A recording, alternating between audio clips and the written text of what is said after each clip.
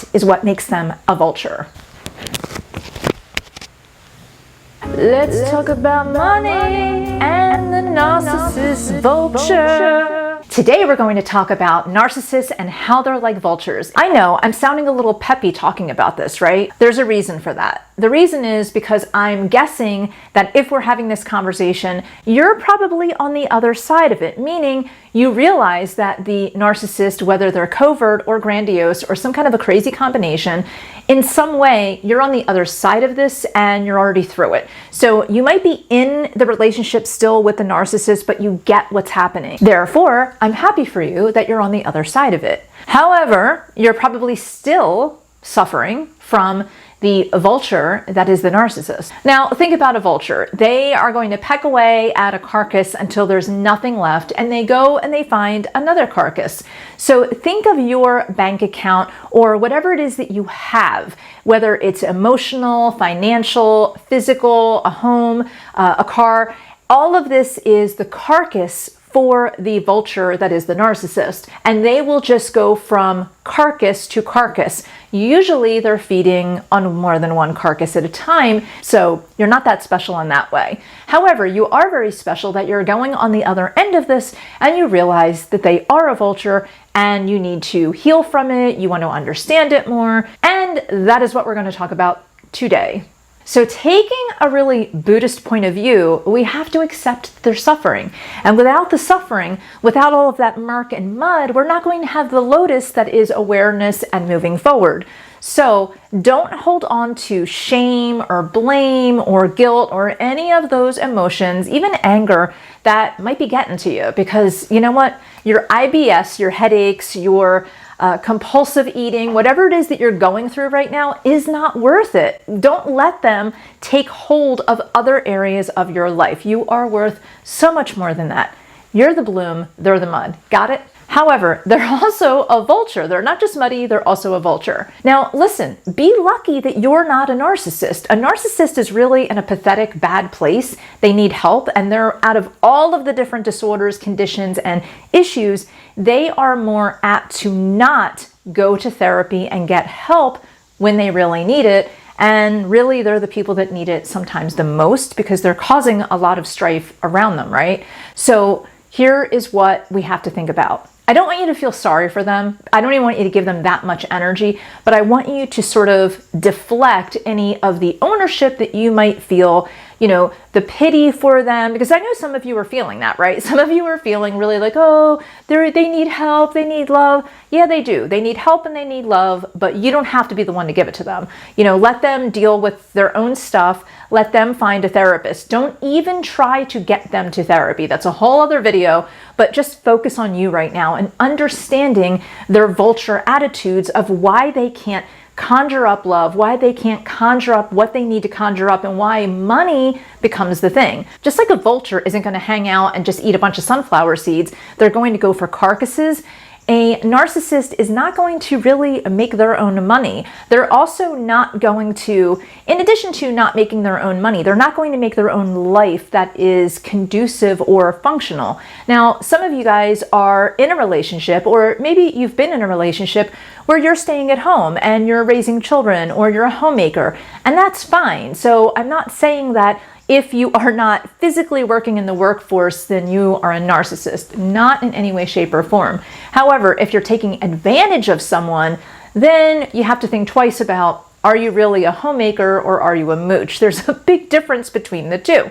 Okay, so I want you to understand that just staying at home does not make you a narcissist in any way, shape, or form. When I'm saying that they're not working, what they're doing is they're not working, but they're expecting you to supply their lifestyle, which is beyond what you can afford usually, or it would take a lot of sacrifice for you. A narcissist is very entitled.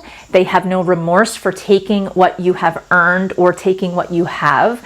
And like I said, they feel entitled. They feel like they deserve everything. They tend to be very, very compulsive. So they are the types that will gamble, or they will rack up speeding tickets and not pay for them, but expect someone else to help them. They will not pay their rent. They will not pay their mortgage. They will do a lot of behaviors in a reckless way. Now, I don't mean the person who is falling upon hard times. That's very different. There's a difference between someone that's falling upon hard times and someone who is just an impulsive jerk who's expecting you, society, and everyone else to take care of them. That is very different. Also, they tend to have really magical thinking. Now, magical thinking is very different than entitlement.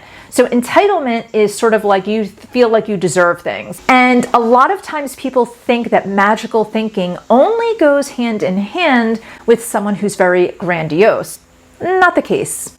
When you have magical thinking, you're just not being accountable. You think that everything is everyone else's fault. Maybe you don't answer texts, or you don't answer emails, or you don't deal with problems in general. You just shrug everything off on everyone else. That's magical thinking, to feel like you might be functional in any way, shape, or form if you're not taking any accountability for who you are, what you offer. And if what you're offering is a lot of silence and a lot of disrespect, then you're probably someone who's a little bit of a vulture, because what you're doing is you're letting things around you die. And it's not that they don't know that you're hurting, and it's not that they're not taking your feelings into consideration. Oh, they are. They just don't care. And that is what makes them a vulture. Because someone who doesn't care, who has no remorse, who's just pecking away at you, isn't someone who wants the best for you. And this is where they're pecking away at your emotions or at your bank account. Usually it's a little bit of both. They will do things where they convince you to put their name on, say, a house title. In the beginning, they're really buttering you up. They're love bombing you, and they're convincing you that their help is going to help you and you're going to be a functional couple, when in reality, they're just buttering you up to get their name on the house, to get their name on the car, to drive the car, to be a part of your family's lives.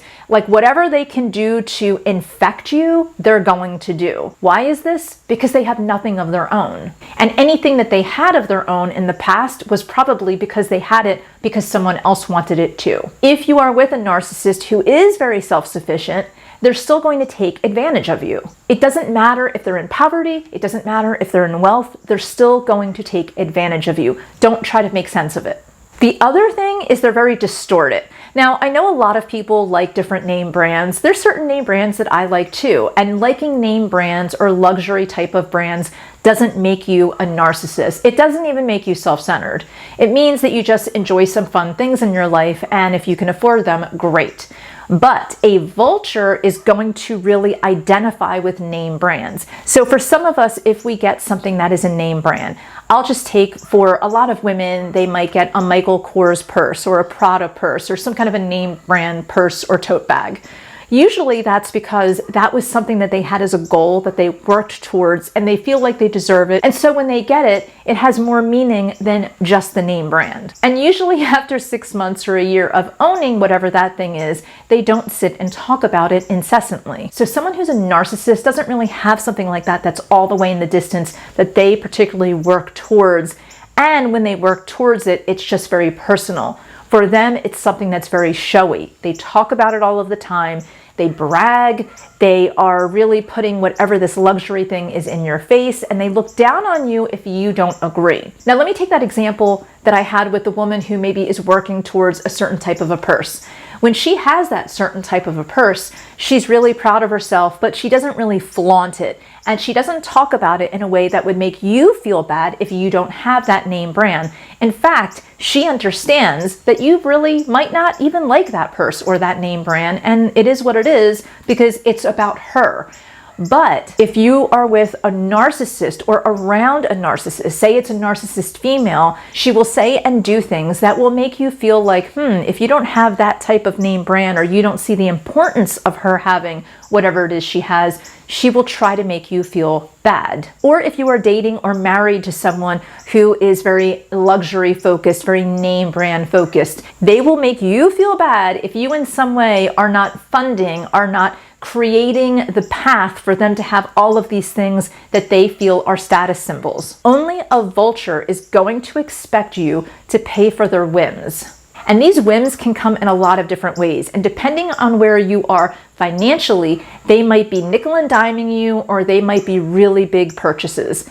A lot of times it's a little bit of both. With a narcissist vulture, they usually start small just to see how much they can get from you, and they keep snowballing that more and more. And you will notice that the narcissist vulture starts to lose interest when you either set up boundaries or when you actually are saying that they can't have something. You will notice that the narcissist vulture also loses quite a bit of interest in you as you pull back a little bit and you tell them that you're on a budget, or when you actually close your wallet and you stop giving them money. Suddenly, you're not that attractive to them. Don't worry about them though, because as soon as you started pulling back, they were already looking at other ways that they could take advantage of other people so that they could have all of their desires and whims met and look like they were successful. So in summary, the 4 ways that a narcissist can be a money vulture is they will try to fill up their ego with stuff, usually from you.